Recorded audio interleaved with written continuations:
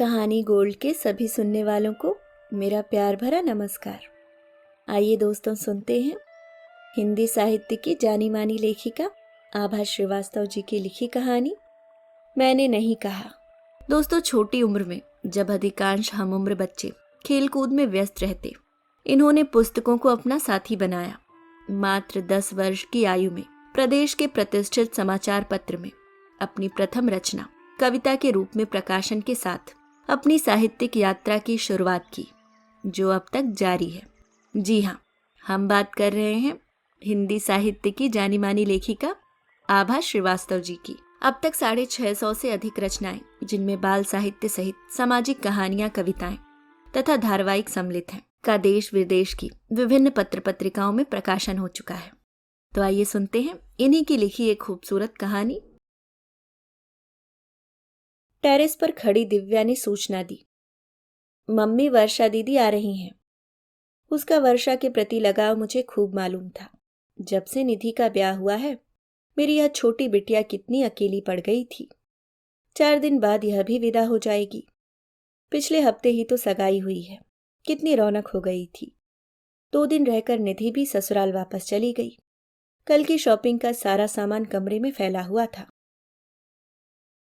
Mummy, सारा सामान समेट लो, नहीं तो वर्षा दीदी को बुरा लगेगा, दिव्या ने कहा।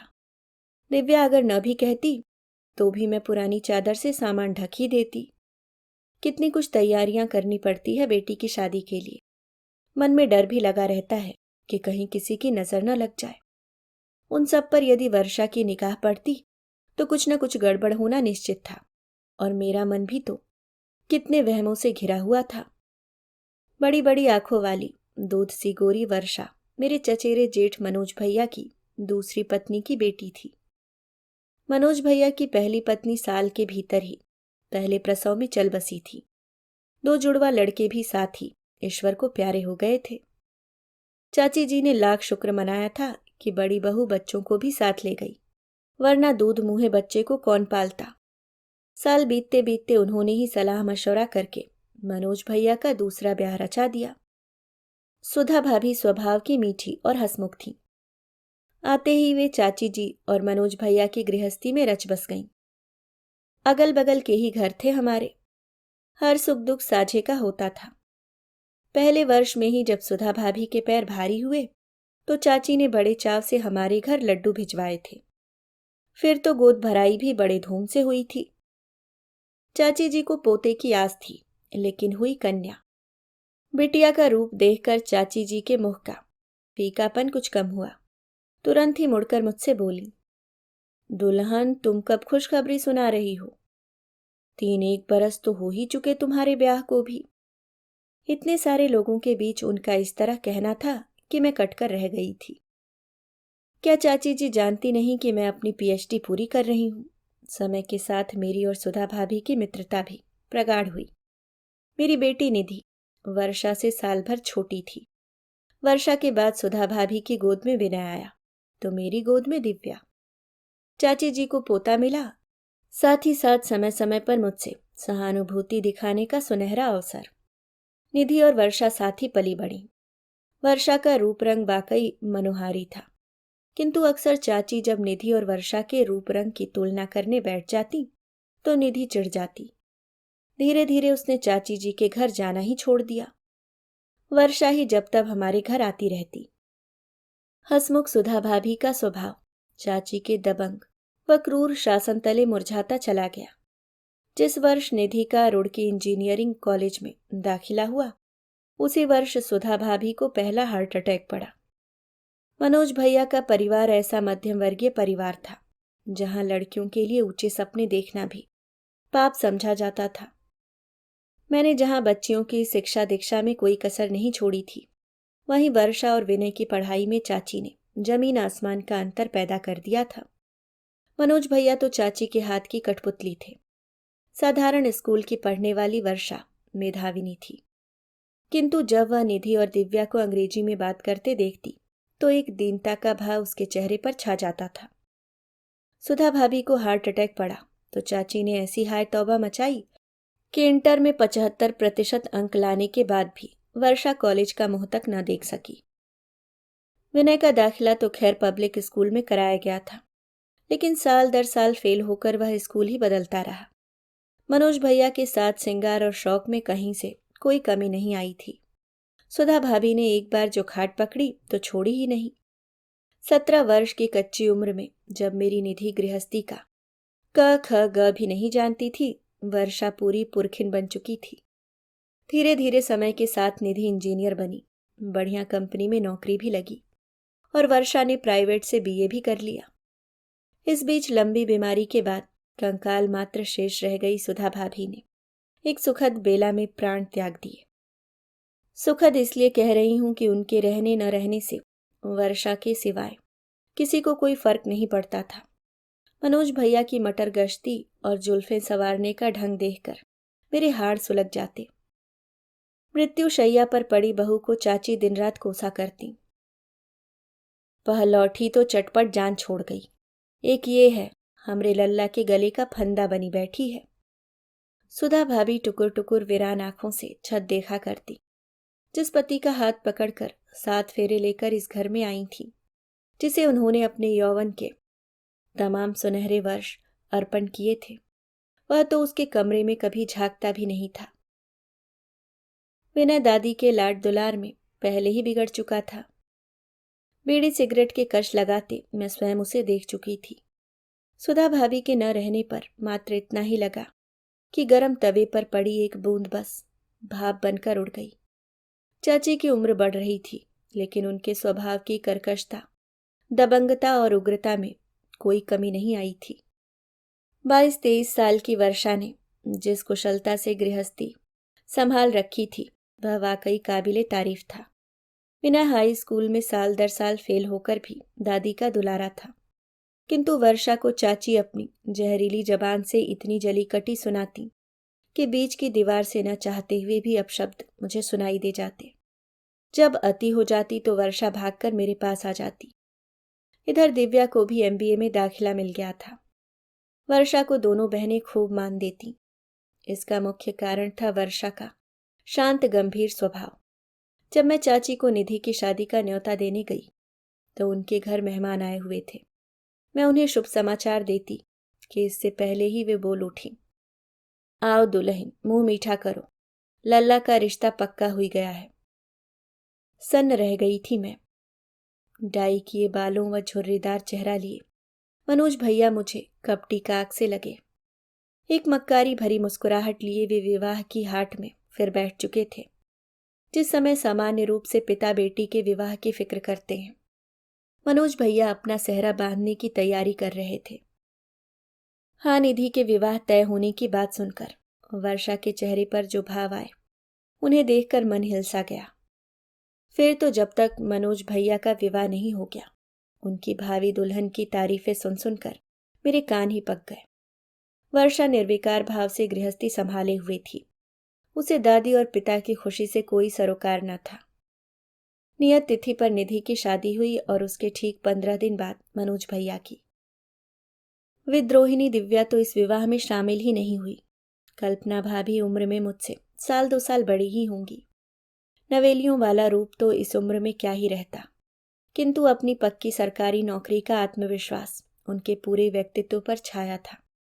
चाची जी की बरसों की साथ पूरी हुई थी। पक्की नौकरी वाली बहू अब घर को तार देगी। कल्पना भाभी ने घर को कितना तारा था यह तो पता नहीं, किंतु उस घर का सूनापन मनोज भैया के ब्याह के बाद और भी बढ़ गया। पहली विदा के बाद कल्पना भाभी अपनी नौकरी पर गईं तो वापस ही नहीं लौटी। चाची उसी प्रकार से झींक कर वर्षा को कोसती रही। वर्षा पूर्वत गृहस्थी संभालती रही। विनय की आवारागर्दी में कोई कमी नहीं आई। हाँ, मनोज भैया जरूर उन्नाव के चक्कर लगाने लगे, क्योंकि कल्पना भाभी की नौकरी और क्वार्टर दोनों वहीं थे। समय बीता। जब निधि अपनी गोल मटोल बिटिया को लेकर आई तो घर गुलजार हो गया। उससे ससुराल और पति की तारीफें सुन सुनकर लगता कि मेरी बिटिया को कहीं नजर न लग जाए। वर्षा ने भी निधि की गोलगप्पा गुड़िया के लिए कितने स्वेटर, टोपे, मोजे बुन डाले थे, लेकिन उसके चेहरे का सूनापन मुझे मत डालता था। 2 वर्ष बाद जब निधि को बेटा हुआ तो चाची के घर मिठाई लेकर मैं ही गई। चलो, नाम लेवैया तो आया तुम्हारे खानदान का, बेटा न सही नाती तो हुआ। चाची उस खुशी में भी जहर घोलना नहीं भूली। वर्षा का उतरा हुआ चेहरा देखकर मैं स्वयं को जज्ब कर गई, वरना चाची जी से आर पार कर लिया होता। लौटने के बाद दिव्या बड़ी देर तक भुनभुन करती रही। उसे चाची का परिवार ही पसंद नहीं था।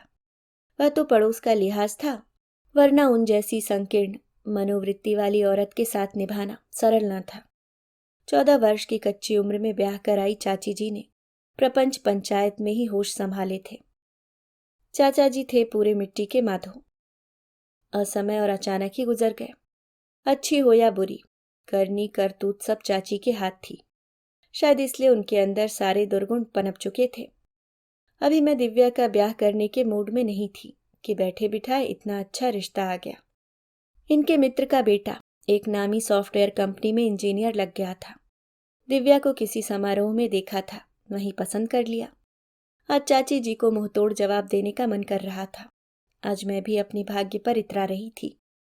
लड़कियां होने के ताने खूब सुने थे मैंने, उनके पैदा होने से लेकर बड़े होने तक।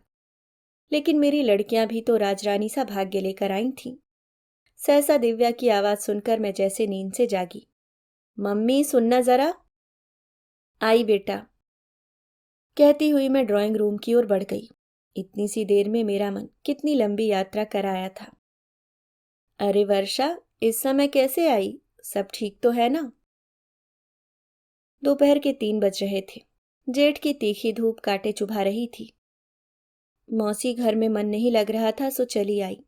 दादी सो रही हैं। विनय का पता नहीं और आज शनिवार था सो पापा भी उन्नाव चले गए।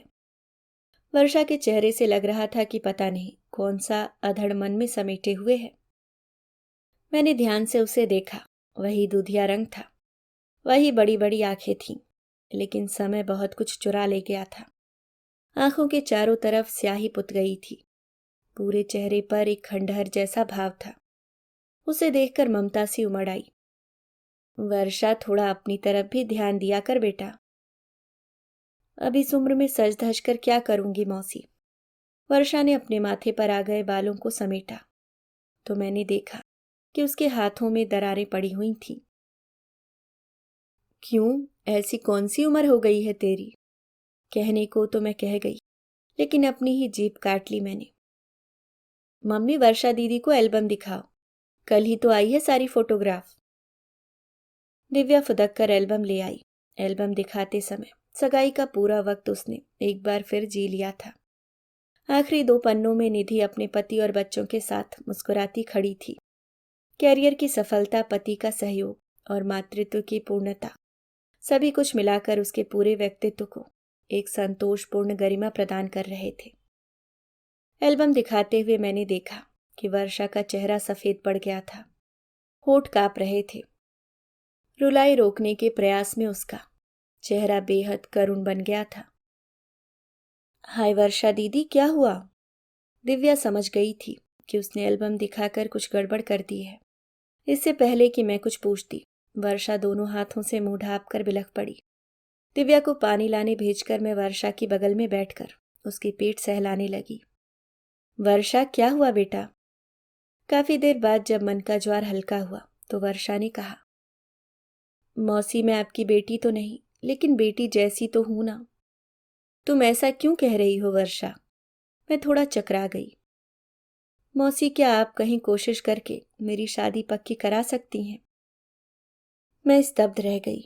घर में दादी है, बाप है, माँ है, सभी के होते हुए वर्षा ने मुझे ये हक कैसे दे दिया? वर्षा, मनोज भैया तो कितने सालों से तुम्हारे ब्याह के लिए चिंतित हैं। सब कुछ अपने हाथ में थोड़ा ना होता है। बेटा, ब्याह शादी गुड्डे गुड़िया का खेल थोड़े ही है। वह तो सब ऊपर वाले के हाथ में रहता है। हाँ मौसी, आप ठीक कह रही हैं। पापा हैं, नई माँ है, दादी हैं, सबको मेरी कितनी फिक्र है खूब जान चुकी हूँ।